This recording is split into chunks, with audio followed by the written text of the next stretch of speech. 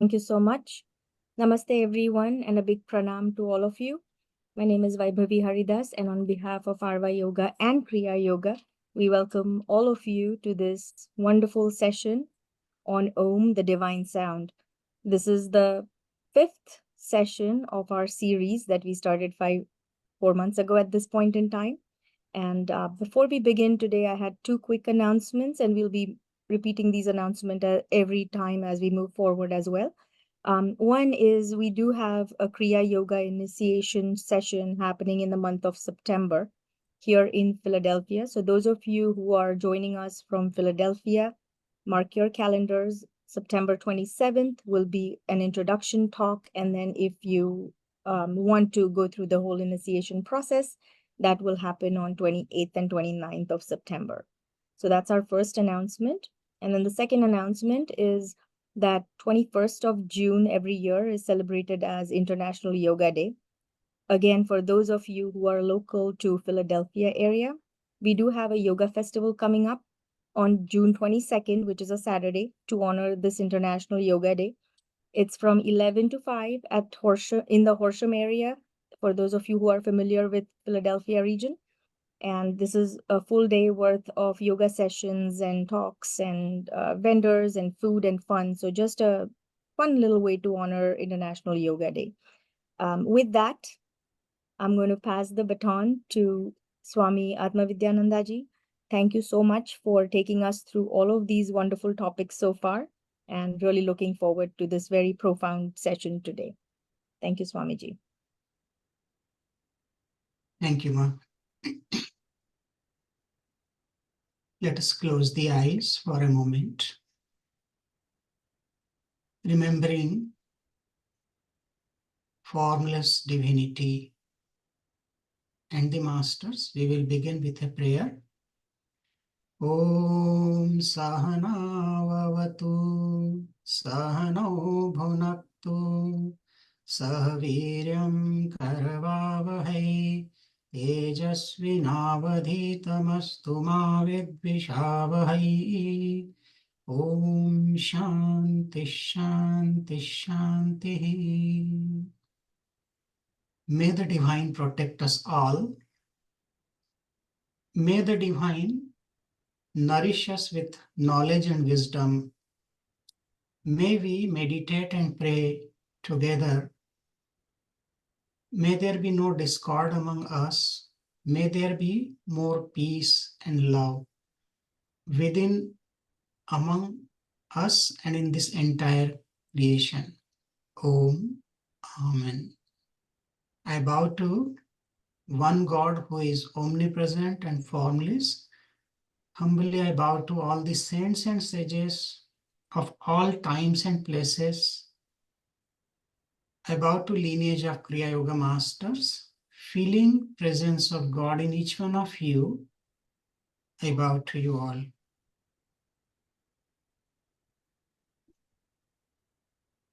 Good evening and good afternoon for some part of USA. Today, we are going to discuss about the topic Om, the divine sound. Many of us chant Om. Most of us are also familiar with this word Om. We practice it, but today we are going to learn a little bit more deeper aspects of this divine sound. What is Om? Om is the graphical symbol. Om is the primordial sound. Om is also a mantra. But Om encompasses everything. So let's begin the topic today. The great inventor and scientist Nikola Tesla once said, if you want to find the secrets of the universe, think in terms of energy, frequency, and vibration. This word Om is defined by the scriptures as the primordial sound of creation.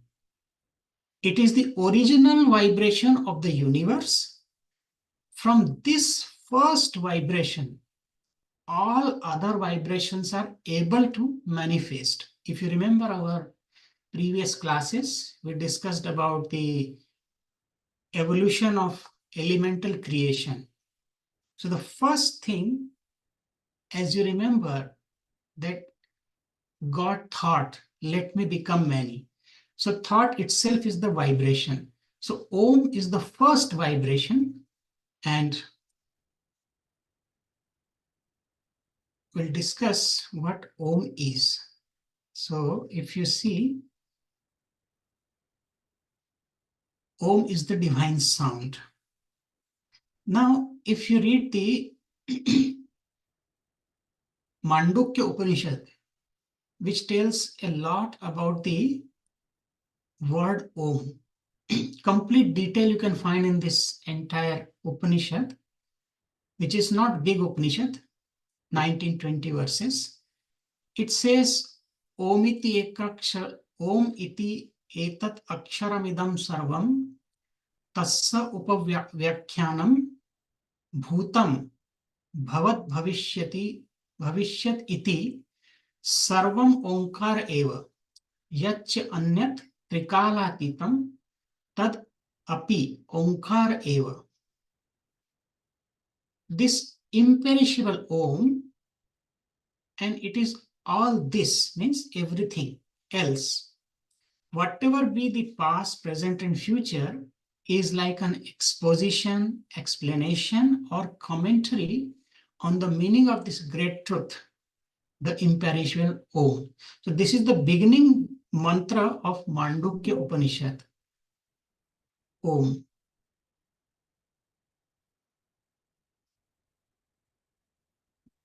So Om is the imperishable sound. This Om, we do japa. Japa means reciting it. It is said that in this mantra, Sarvam Onkar Eva, means everything is Om indeed. And this is how the Upanishad begins. So all this, whatever is visible, whatever is to be cognized, whatever can come within the purview of our sense perceptions, inference or verbal testimony, whatever can be comprehended under this single term creation, all this is Om. We have been reciting Om many a time, and it is a custom with most of us to greet one another with this Om. If you go to India, and especially in some monasteries, so they don't address the people by name, they say Om. So immediately the person responds. And we also do japa with this mantra Om. The implication is that Om comprehends all things, and it makes also very auspicious beginning to everything. In the Gospel of John, you can find the reference of Om in the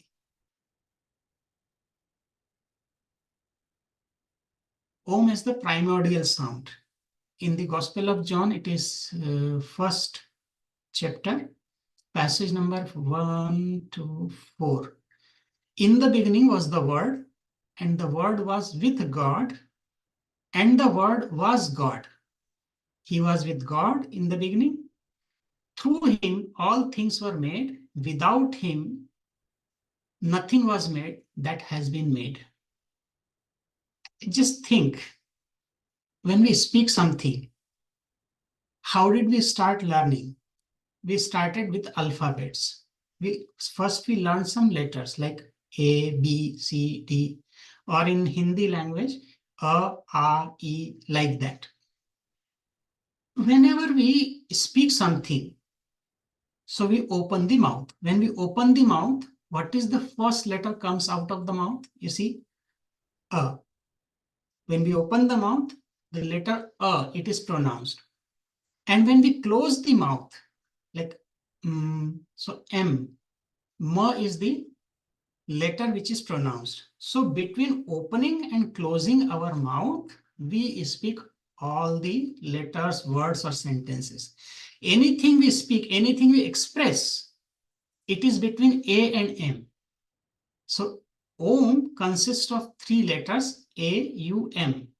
So A and M, in between the U, entire universe exists. This is Om. So Om is the primordial sound. In the beginning, Om is supposed to have been the first vibratory sound that emanated as the seed of creation. Om is called Pranava. It is also a Bija mantra, seed syllable, for all other mantras, whether they are Vedic mantras or Tantric mantras. And in the recitation of Om, we comprehend not only all meaning, but also all languages and all the verbal implications as well as objective reference is included in the Om. If you think about this word Om, so Om is both Nama and Rupa, means Om has a name, Om also has a form. It's not only a sound, but it is very important aspect of divine.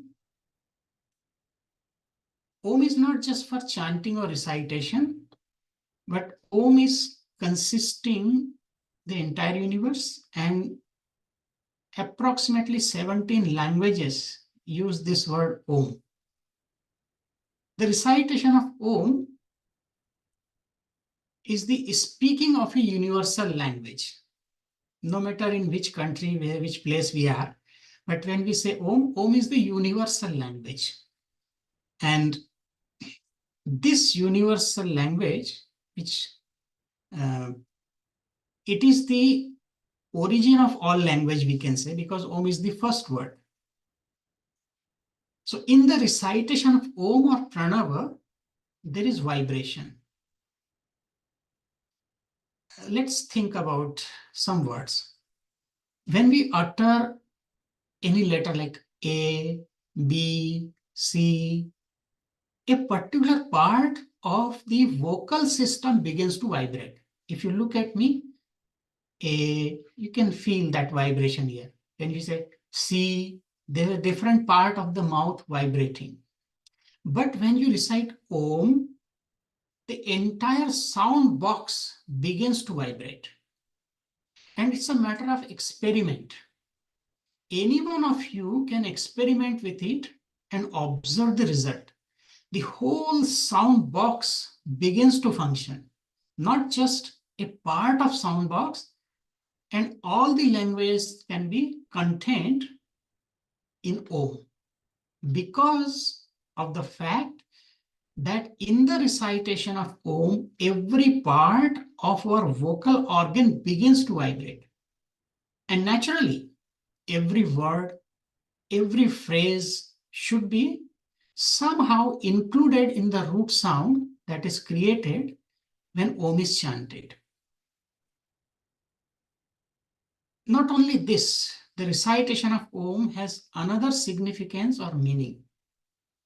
The chanting or the calling out of a particular name produces a vibration in you.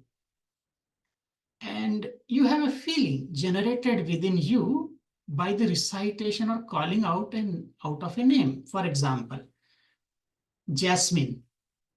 Jasmine is just a word, but when you heard this word, Jasmine, there is a form which is created in your mind. If I say chocolate, it is just a word, but it also a form comes to your mind with this word. Chair, tea, rice, any word you take, it is not just word, but there is some vibration created and a form comes with that vibration into your mind. So these are the certain names of certain objects. And you know that when you utter these names, different ideas occur to your mind and you have different sensations in your body. For example, I say scorpion. You have a different sensation. If I say disease, a different sensation in your body. Earthquake, atom bomb, war. All these are ideas produce vibration in your system. So they are not merely words, they are vibrations that they are conveyed to your system by a particular word or a phrase.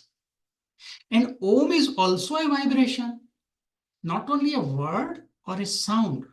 Om is a vibration, a universal vibration, with which this creation started. So Om is much more deeper than any ordinary word. With Om, Brahma, the creator, created this cosmos, and from Om constituted of three isolated letters, A, U, M. We call them Vyahrati. And so from the Om, the words, the letters, and then Vyaharatis came. And Vyaharatis are Bhu, Bhuva, Swaha. From these three Vyaharatis, the three padas of Gayatri mantra emanated. Om Bhu, Om Bhuva, Om Swaha. So these three we use in Gayatri mantra also. Om Bhur Bhuva Swaha. Tat Savitur Varenyam. So mantra starts with Tat Savitur Varenyam, but Bhu Bhuva Swaha, these three Vyaharatis which are emanated from Om. And the three padas, the steps of Gayatri mantra, are the meaning of three sections of Purusha Sukta. So you can say that Om, then three Vyaharatis, and then three sections of Purusha Sukta also emerge. In the Rig Veda, there is a Vedic hymn to cosmic being, we call it Purusha Sukta. And from the meaning of Purusha Sukta, the meaning of entire Veda came. And from this vast meaning of Vedas, Brahma created cosmos. This is said in the scriptures. So important is Om. Not a chant uttered by Brahma, but a vibration that rose from the Supreme Being in the initial stage of creation. A comprehensive vibration. And when we chant Om, we also try to create within ourselves a sympathetic vibration, a vibration which has a sympathy with the cosmic vibration, so that for the time being, we are in tune with the cosmos. Our mind is vibrating at a different frequency, but when we chant Om, we connect our whole being with the cosmic being, because both the vibration are at the same frequency. And then we produce a harmonious vibration in our bodily and psychological system. So instead of tearing ourselves away from the world outside, we flow into the current of the world with chanting Om. Interestingly, you will find this Om is very much correlated with the science. And you can find in science, we read the Big Bang theory in quantum physics. What is this Big Bang? According to this Big Bang theory, the universe began as an incredibly hot and dense point called the initial singularity. This singularity contained all the matters and energy that would eventually form the universe. It is said in the theory that around 13.8 billion years ago, the initial singularity, means we call it one formless divinity or supreme reality, suddenly expanded in an event known as the Big Bang. Means there was a Big Bang.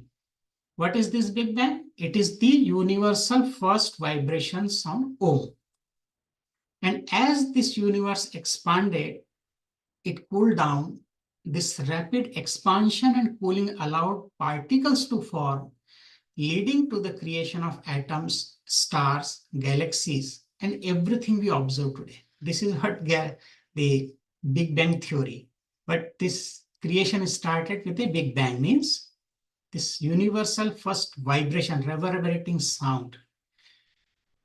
This Om is also a symbol for formless God.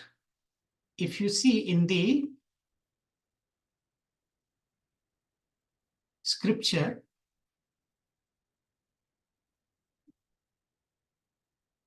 it is in the Bhagavad Gita, it says, Om iti ekaksharam brahma vyaharan mam anusmaran yah prayati tajan deham sayati paramam gatim.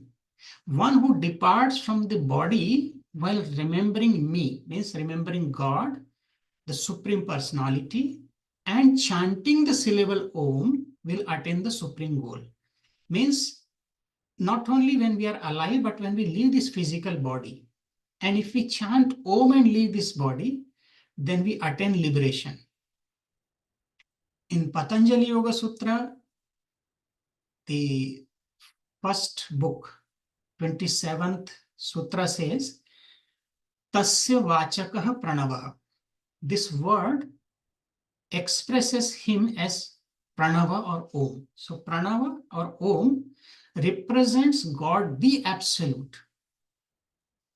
Just to tell you that if you see in this word Om, although we say write Om, OM, but actually it consists of three letters, A, U, and M. It's a continuous sound. So you see the symbol, when we make this graphical symbol, there is upper curve, lower curve, in the middle there is a curve, and on top semicircle with a dot. I'll discuss more about that in the next slide. But if you just think about these three letters, I'll just make a combination. Three letters, if we just change the order, so if we keep them is A-U-M, then it is Om, God, the Absolute, the Brahman. If you change U in the first place, it becomes U-A-M. So it represents Lord Shiva. If you keep it like U-M-A, changing the order again, then it becomes Uma. It becomes Mother Parvati. So Shiva and Shakti. Then Om, that what does it mean? That in this word Om, the Shiva and Shakti both are included. Purusha and Prakriti both are included. And what is the meaning of Pranava? So Pranava, the two letters we can say Pra and Nava. Pra means complete and Nava means new. So that which is complete and always new, which never becomes old. So when we say Pranava, Om is always new and it is a complete sound, complete mantra, complete letter. Om iti ekaksharam brahma. And if we talk about the symbolism, so this, what is the symbol behind this? As you saw, the letter Om. In this letter, you see three curves. What does it really mean? So I'll tell you some details about these three letters. So if we think about the object of meditation, because many of us, we start our meditation or any mantra with this word Om. So these three letters A, U, M. So A, U, M are the three curves. And the dot, semicircle with dot above is the Turiya. This is transcendental, beyond the creation. Now if we think about the reality, from the scriptures it is said, A represents Satyam, truthfulness, U represents Jnanam, knowledge, and M represents Anantam, infinity. And Turiya, the above, it is Brahman, or inside the body, the soul. Sat Chit Ananda. When we talk about divinity, when we talk about the soul, so it is said that God is Sat Chit Ananda. Sat means truth, so A is the truth, Chit is the you, knowledge or consciousness, and Ananda, bliss, is represented by M. And you, interestingly, when you chant Om and you finish it like Makara, Om, that M takes you to the state of bliss. And if we talk about the Paramatman, the different levels of manifestation of divinity, so A represents Virata, U is Hiranyagarbha, and M is Ishvara. A represents Vishwa, U is Tejas, M is Pragya. And if we talk about the Trimurti, Trinity, so Trinity, in the Hindu scriptures, it is Brahma, Vishnu, and Shiva. So A represents Brahma, who created. U represents Lord Vishnu, who sustains the creation, and M represents the Lord Shiva, who is dissolving this creation. If we talk about the concerts or Shakti, the power, so A is the power of Brahma, which is Saraswati for wisdom. U represents Lakshmi for the wealth, and M represents Mother Kali or Parvati for power. And in Brahmand and universe, the three Vyaharatis, as I said, A represents Bhuloka, this earth planet. U is the Bhuva. Bhuva is the plane of ancestors, and M is the Swaha, Swargaloka, the heaven. Then in the body, if we talk about the bodies, so there are three bodies: gross, subtle, and causal. So A represents gross body, U represents subtle body, M represents causal body.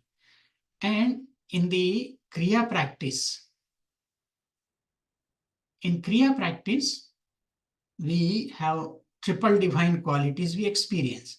So these triple divine qualities are divine light, sound, pulsation, or vibration. So A is connected with the gross body, and with that we perceive divine light.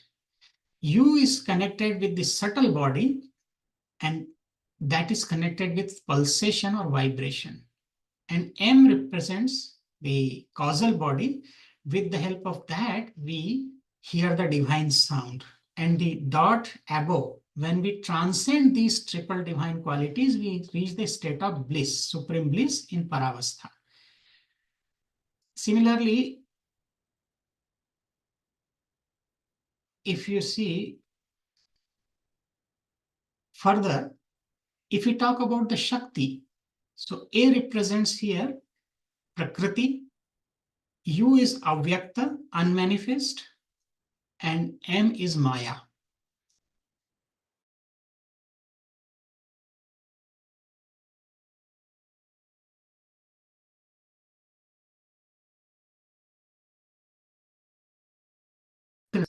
Avyakta before means unmanifest, and Maya, because of the illusion, everything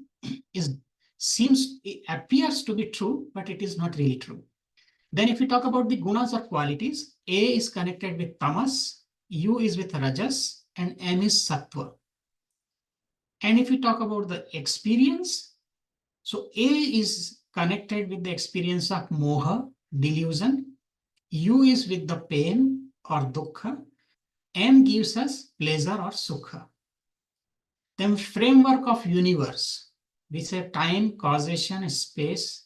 So A is connected with the space, U is the time, M is the causation, and fourth, the dot above represents transcendental or absolute. Then time also is represented by these three. So if you see the three curves and the semicircle with dot here in the symbol, the A upper curve is connected with the past. U is present, the second curve, and middle curve is the future, and above dot with semicircle is absolute, beyond time. Similarly, the state of consciousness, A is the state of wakefulness, Jagrata, U is the Swapna or dream state, M is the Sushupti or deep sleep state, and semicircle with dot is Samadhi or Turiya state, transcendental state. Similarly, A is connected with birth, U is the life, and M is death. And Turiya, the above, is liberation. The four Vedas are connected with these four. A is Rig Veda, U is Yajur Veda, M is Samaveda, and Turiya, the dot above, is Om, which is the essence of all the Vedas. When we talk about the four modes of expression, when we speak, so any word comes out of our mouth, before that it is in um, dormant form, then it is in the middle, then it comes out. So there are four modes of speech, we call them Vaikhari, Madhyama, Pashyanti, and Para. So A is connected with Vaikhari, audible. U is the Madhyama, intermittent, before it is manifested from the mouth. M is connected with Pashyanti, means you can see in the mind, the thought has come before it is transformed into word. So that is inaudible. And then Turiya is Para, means supreme. So these are the states. However, there is a lot of symbolism in this letter Om. Each aspect of the visual form of Om signifies a particular state of reality.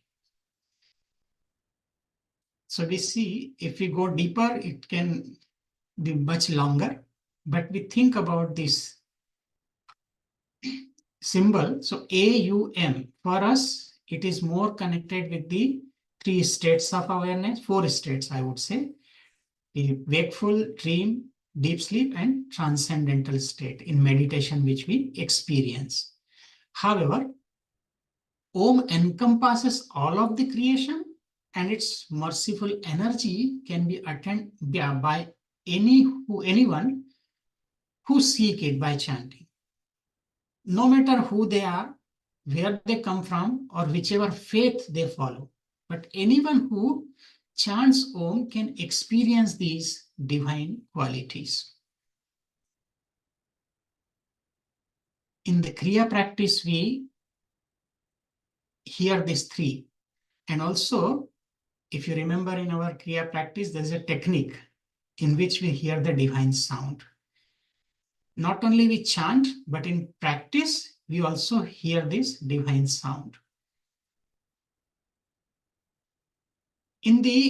Now, as I said, that it is not just for chanting, but Om is also used as a meditative practice. So what does it mean? How do we use it for meditation? There is a mantra in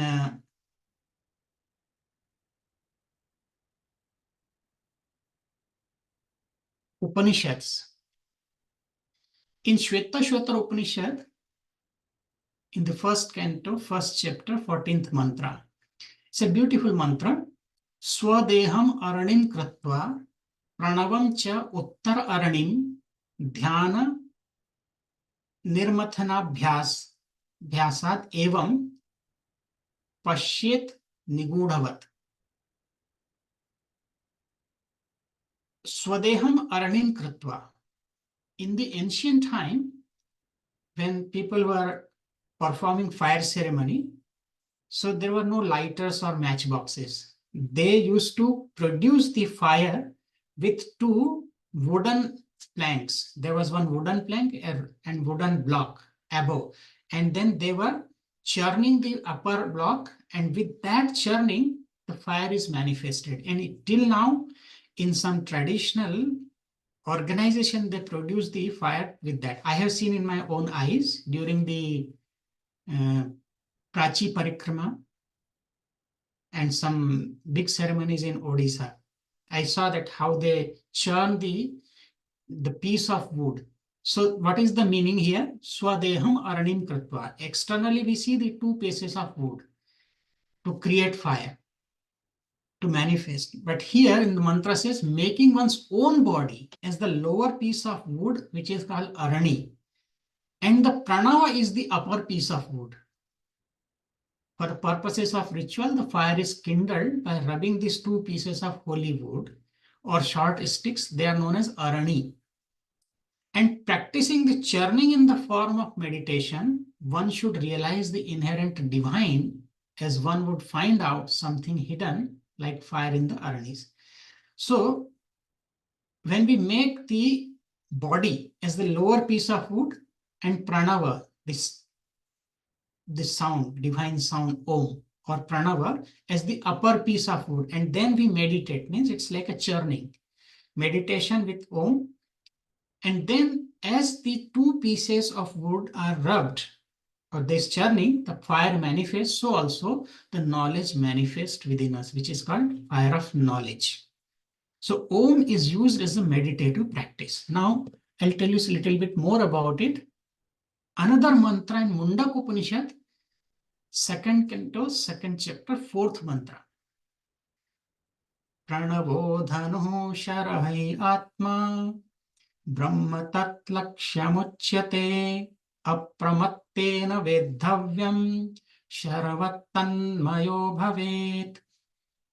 Pranavo dhanu sharahi atma brahma tat laksham uchyate apramattena vedhavyam sharavattanmayo bhavet.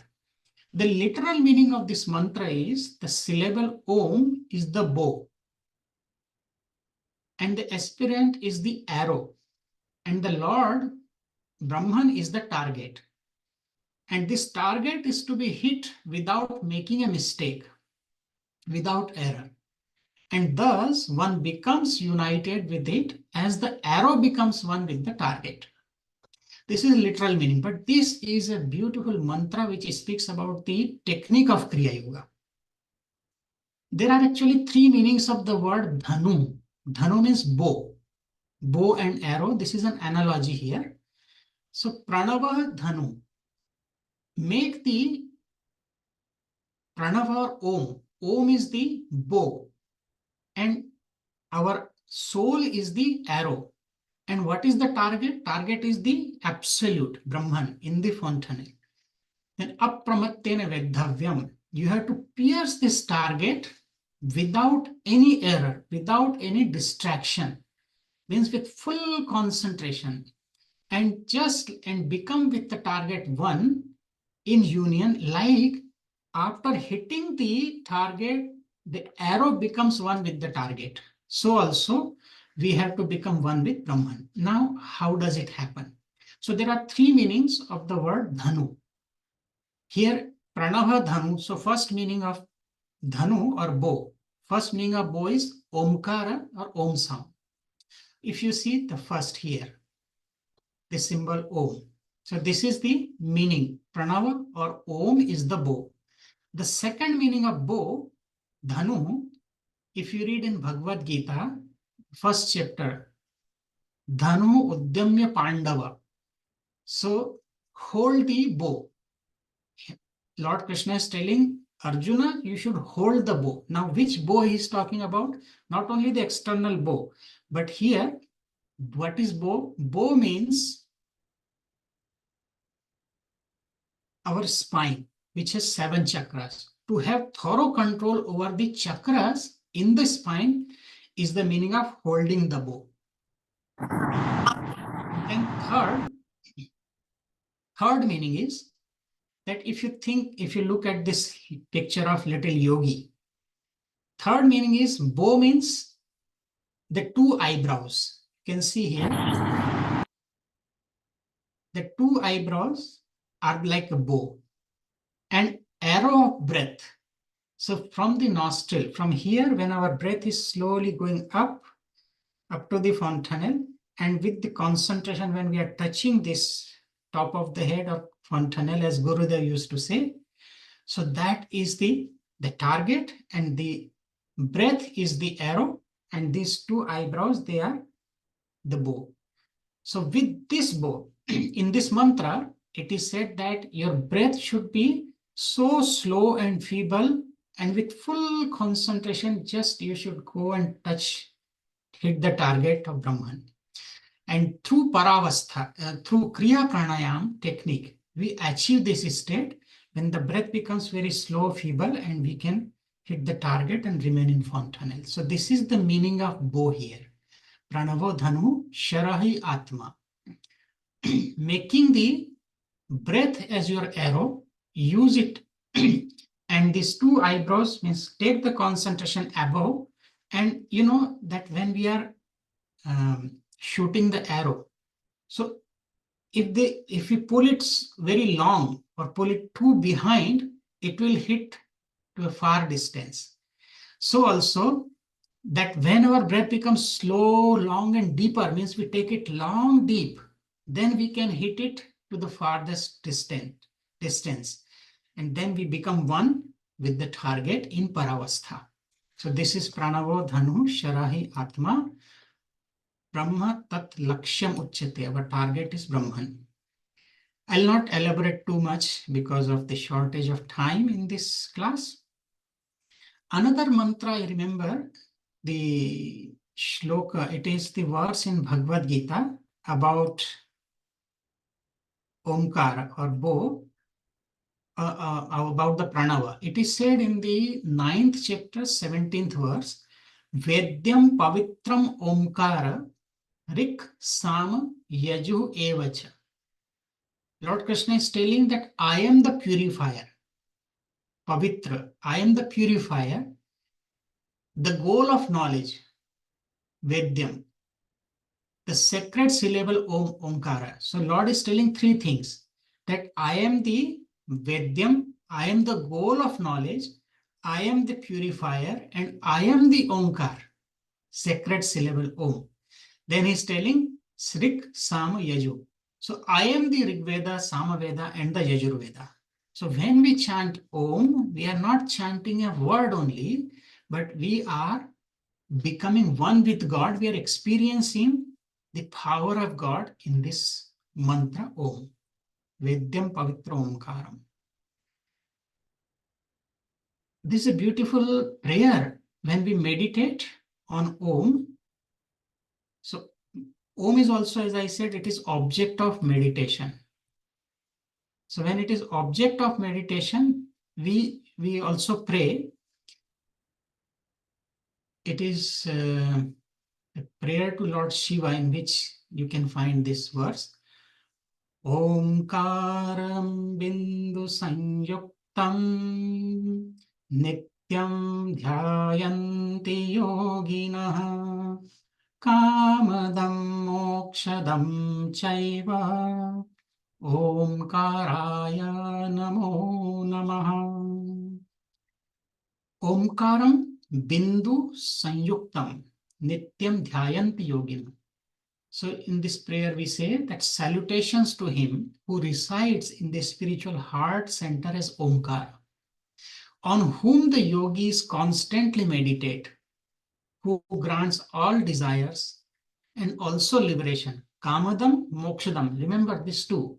Kamadam means Om, chanting or meditating upon Om gives you not only the liberation moksha, but also fulfills all your noble wishes, Kamadam. And salutation to Lord Shiva, who is represented by the syllable Om. Omkaraya Namo Namah. I bow to that power of God. And this Omkara, the first syllable of Shadakshara mantra Om Namah Shivaya.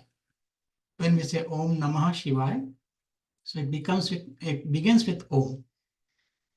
You know, why Om is the best object for meditation?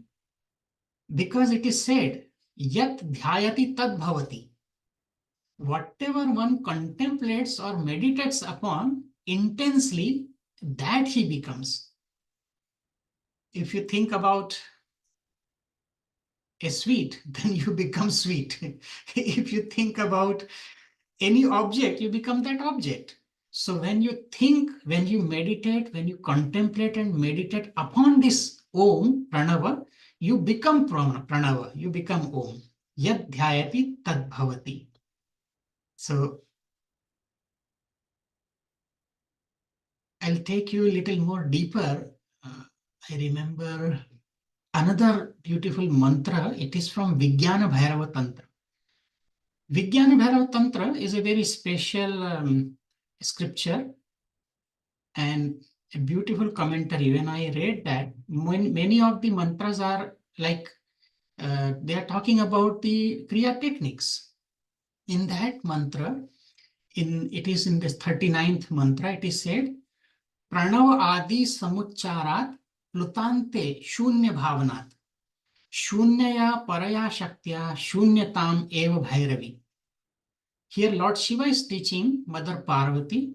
He is telling, O goddess, by performing complete uchchara, means the pronunciation of the Pranava mantra, Om, or other Bija mantra, because it says Pranav Adi. It's not just Om, but Adi means etc. Means there are other seed syllables also.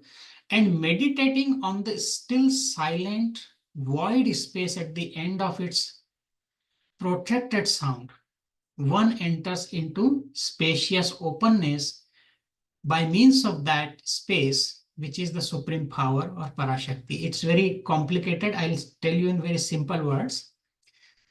Pranav Adi Samucharat Plutante Shunya Bhavanat. So when you chant any mantra, when you chant Om,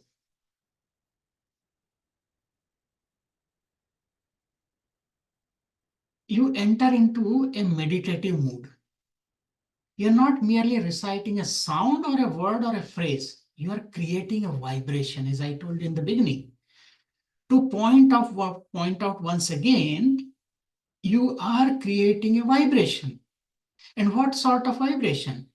Not a vibration which agitates you, irritates you, or creates a desire in your mind for a particular object. But you are creating a vibration which melts all other particular vibrations and puts an end to all desires, extinguishes all cravings, and creates a desire for the universal truth. So that's why Om is the best. Now, in this mantra, let me tell you, there is a word Pranav Adi. Why it is said etc. by Lord Shiva? It is because there are three types of pranava or primordial vibration. They call the Vaidika, Shaiva, and Shakta. So in the three different practices, in Vedic practices, the mantra Om is used, A-U-M. This is the pranava. And for the Shaivaites, those who worship Lord Shiva, for them Hum, H-U-M, is the pranava. And those who worship Shakti or the creative energy, Parashakti, they are known as Shakta, worshipper of the Shakti. For them, Hrim, H-R-I-M, Hrim is the pranava. That's why Lord Shiva is telling pranava Adi. So not just Om, but Hum and Hrim are also included. And when it is said that there is a word here, Samuchara Plutante, Plutante Shunya Bhavanat. It's a very deeper meaning here. Plutante, what is the meaning? When we chant any mantra, or let's say when we say Om. So there are three ways we chant. First, we chant slow, then little high pitch, and then higher pitch. And that's what the higher pitch Plut Ante, Plut.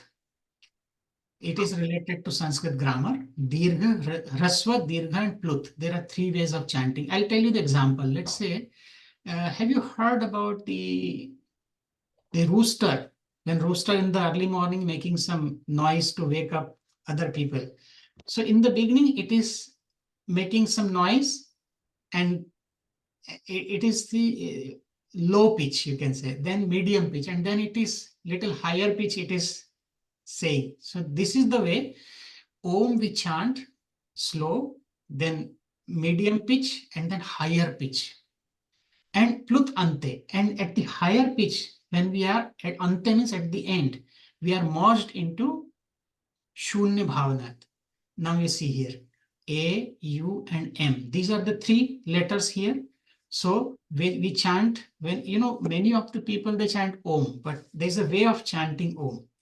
A-U-M, so we chant like Om.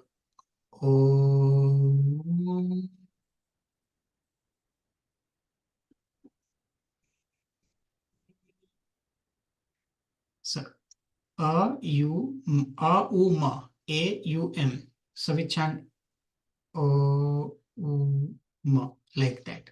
So when we go to the Ma, so M, it takes us to Shunya Bhavanat, means we enter into the transcendental state.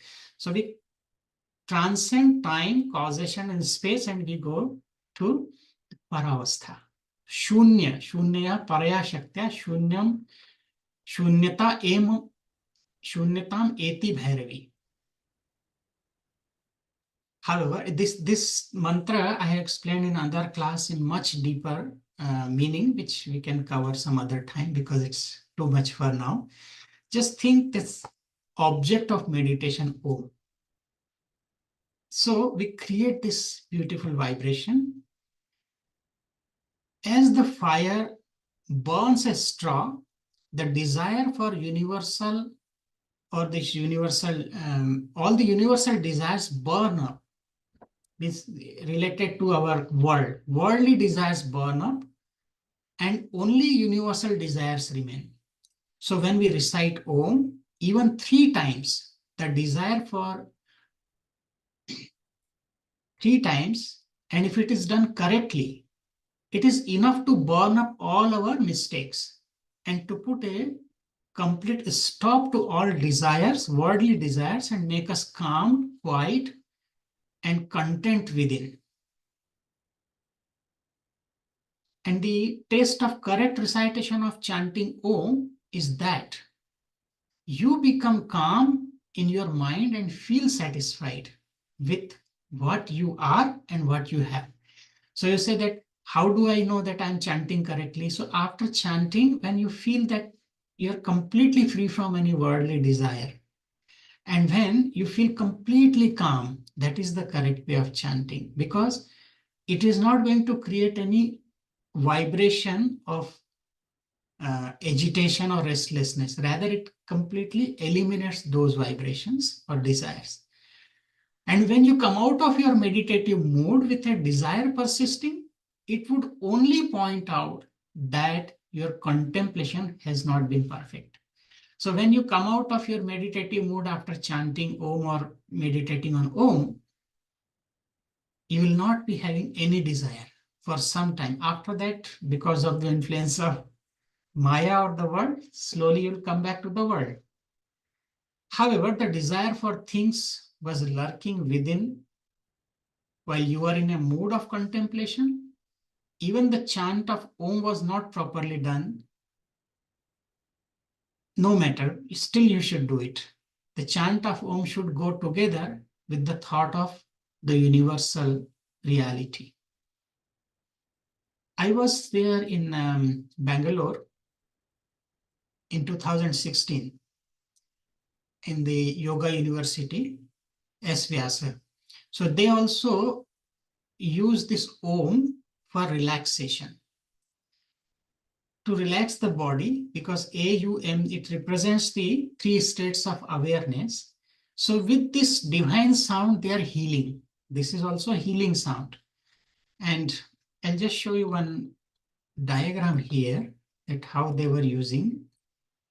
Chanting Om, as I said, that it should be chanted. So there are 3 parts of the body, like the upper part of the body, they consider from head up to the throat, and from throat up to the waist. This is middle part of the body, and below the waist up to the feet. This is the lower part.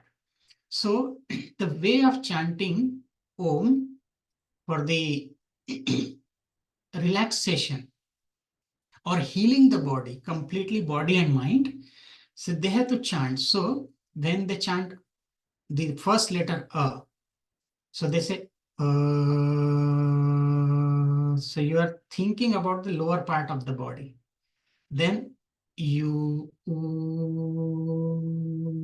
in the middle part of the body, you'll concentrate and relax it. And then M, upper part of the body, the face, M. So, so like that, there is a way of chanting separately and then completely from bottom to top, from toe up to the head to relax the body. However, it's a healing with relaxation, Om. And this is how they chant. If you remember, if you listen to this,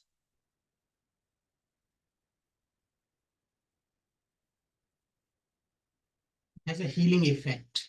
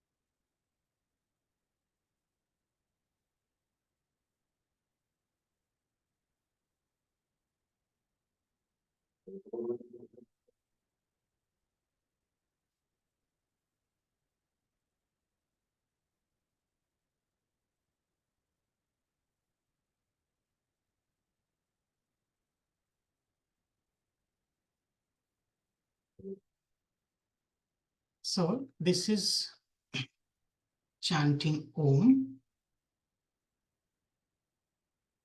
In the recent researches, even NASA has found that when they were going deeper into the ground for laying some, putting some cables, optic cables, they found some sound is there, and this is nothing but like Om sound, constantly continuous sound they could hear. Even when you go near the sun, so there's a constant sound, and this is exactly the divine sound Om, which is continuous sound. We use this sound not only for chanting. Any mantra we chant, it always begins with Om. And anything we start in our life as an auspicious event, we always start with chanting the Om. And Om we chant as well as in Kriya practice, especially, we listen to this sound internally, and the sound helps us to dissolve the mind. As I said, that this is universal sound. This sound, this vibration mentally, when we listen and then we contemplate on it, and then we go into meditative state, it connects us with the universe, with the absolute.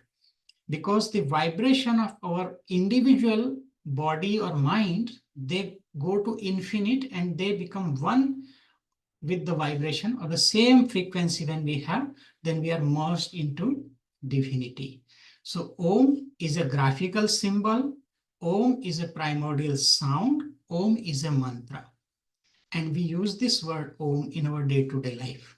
Even you see, when we say, after working hard for 8 to 10 hours, where do we come back? We say we are coming back to home. So when we say home, in between H and Om is there, Home. So Om is there. When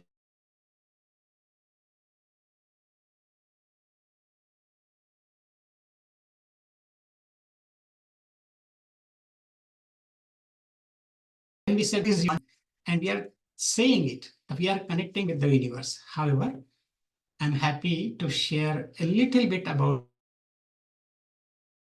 this Om, the divine sound. I would recommend that every day, if you could just chant Om for 3 times in the morning or before your meditation, and see that how it calms down your mind, because the vibrations you are generating are not the simple vibration, but it eliminates other worldly vibration or desires and connects you with the universal vibration, because Om is the first reverberating sound or vibration in the creation. So let us meditate. I am praying to God. I am praying to all the masters to give us inner strength, more discipline, more love. Praying for the entire creation. Om Sarve Bhavantu Sukhinah, Sarve Santu Niramayah, Sarve Bhadrani Pashyantu, Ma Kaschid Dukkha Bhag Bhavet. Om Shanti Shanti Shanti. May all become happy and healthy, loving, noble, and compassionate. May there be no suffering or sorrow. May there be more love, peace, and harmony among us and in this entire creation. Om. Amen. I bow to God in each one of you. Thank you all.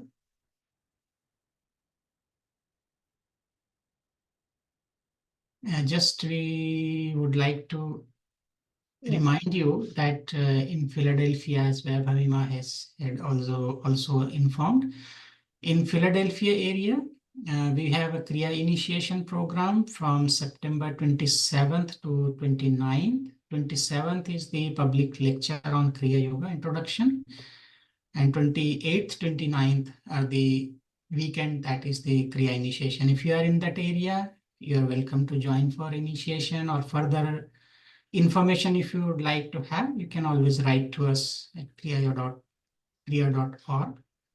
So once again, thank you very much for your time and patience. Hope to see you next month. Thank you, Swamiji. It was a beautiful session. As always, this session and its recording will be available on both Kriya Yoga as well as Arva Yoga's YouTube channel. And with that, we thank each and every one of you, and a big pranam to Swamiji as well. Thank you.